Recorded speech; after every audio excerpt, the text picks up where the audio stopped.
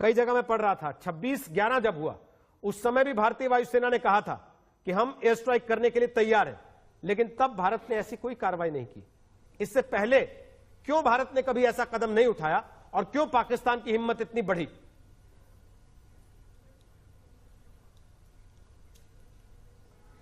ये समय समय पे निर्भर होता है, ये सरकार पे निर्भर होता है कि किस तरह का कदम उठाया जाए।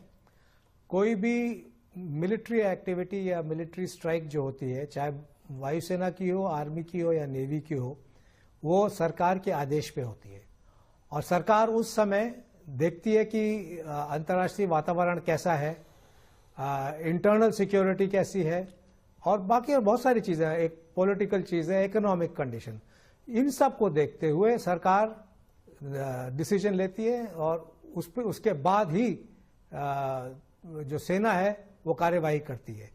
तो आपका ये पूछना कि पहले क्यों नहीं की और इस समय क्यों नहीं की, उस समय की सरकार ने सोचा उस समय और इस समय की सरकार ने सोचा कि ये टाइम है। और ये भी देखा जाना चाहिए कि किस तरह से सीक्वेंसिंग होती है देश पे आक्रमण की। एक तरह से आक्रमण है जो हमारे देश में आतंकवाद की जो घटनाएं हो रही है। तो जब ये घटनाएं एक के बाद एक हो रही थी, जब एक प्रकार का संदेश सर्जिकल स्ट्राइक्स में 2016 में दिया गया था, तभी पाकिस्तान को समझ लेना चाहिए था कि अब भारत का जो थ्रेशोल्ड है एस्केलेशन का, वो अब जो है कम होता जा रहा है। और जब पुलवामा में 40 सीआरपीएफ के जवान मारे गए बहुत बुरी तरह से, तब वो सीमा एक तरह से टूट गई, जिसको अंग्रेजी में कहते हैं camel's back, the straw on the camel's back. वो एक निर्णायक टाइम था। सरकार ने इस समय डिसीजन लिया और भारतीय वायुसेना वो ने स्ट्राइक करी। और जब इस समय स्ट्राइक करी, उनके पास ये इंफॉर्मेशन रही होगी कि इस समय बालाकोट के पास उस पहाड़ी पे उस कैंप में लोग एकत्रित हैं। तभी भारतीय वायुसेना ने ये डिसीजन लिया कि अपने जहाज भेज के उन पे स्ट्राइक करेंगे। तो ये जब इस तरह के स्ट्राइक होते हैं, स्पेशली जब सीमा का उल्लंघन करके किया जाता है, तो ये इन सब चीज़ों का ध्यान रखा जाता है कि इसके फायदे क्या होंगे और नुकसान क्या होंगे।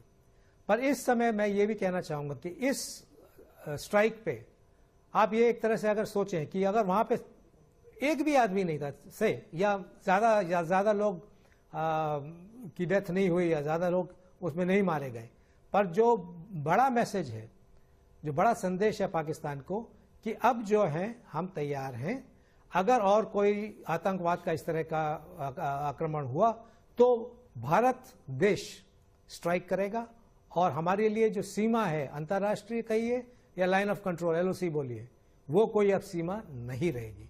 ये फर्क है 2016 का सर्जिकल स्ट्राइक्स में और अब आज के सुबह के भारतीय वायुसेना के स्ट्राइक में। तो ये बहुत ही प्रोफेशनली एग्जीक्यूट किया गया। इसके प्लान्स हमेशा तैयार रहते हैं, पर उन प्लान्स में लेटेस्ट इंटेलिजेंस ली जाती है, मौसम देखा जाता है, कौन से जहाज इस्तेमाल किए जाएं, किस तरह के वेपन्स इस्तेमाल किए जाएं, इन सब को सोच और समय क्या होना चाहिए, उस सब को लेके ये स्ट्राइक प्लान करी होगी। अगर आप चाहें तो मैं बता सकता हूं कि जनरली इस तरह की स्ट्राइक किस तरह से की जाती है। आप बता सकते हैं? बताएं प्लीज, हमारे दर्शकों को भी पता लगे। ओके, तो जी हाँ, तो इस समय क्या होता है कि क्योंकि ये 100 किलोमीटर अंदर जाना लगभग काफी लंबी दूरी है, इसके स्ट्राइक में ये जरूरी नहीं कि सीधे जाया जाए। जो स्ट्राइक पैकेज होता है, पैकेज में जो जहाज बम गिराएंगे, कुछ जहाज होते हैं जो उनके एस्कॉर्ट करते हैं एयर टू एयर के लिए कि अगर पाकिस्तान की तरफ से कोई हवाई कार्रवाई हो, उनके हवाई जहाज अगर आए, और साथ में एस्कॉर्ट जैमर्स होते हैं, जैमर एयरक्राफ्ट होते हैं, पीछे airborne warning and control aircraft होते हैं। और जो मैप पे पाथ लिया जाता है, जो रूट लिया जाता है, वो सीधा नहीं होता। देखा जाता है कि पहाड़ियां किस तरह की हैं, क्योंकि जो रेडार है, रेडार कैसे जहाज़ों को देखता है, वो लाइन ऑफ साइट पे होता है। तो पहाड़ियों के बीच में से होते हुए, हो सकता है पीछे से आए हो, मेरे को नहीं पता, किसी पर्टिकुलर डायरेक्शन से आए हो, तो ये सब। और ये नहीं कि हर जहाज एक ही डायरेक्शन से आए, एक मल्टी डायरेक्शनल अटैक भी होता है कि इधर से दो आए, इधर से दो आए, वो फटाफट सेकंडों के गैप्स के बीच में आते हैं, 15-15, 20-20 सेकंड के गैप से, जिससे कि दुश्मन को पता न चले कि अगला जहाज किधर से आने वाला है। और स्ट्राइक करने के बाद वापसी होती है। जनरली शॉर्टेस्ट रूट जरूरी नहीं है, क्योंकि दुश्मन ये सोचता है कि शॉर्टेस्ट रूट से वापस जाएंगे। रिटर्न भी टैक्टिकल रूटिंग से, पहाड़ियों की सहायता लेते हुए, मौसम की सहायता लेते हुए वापसी होती है।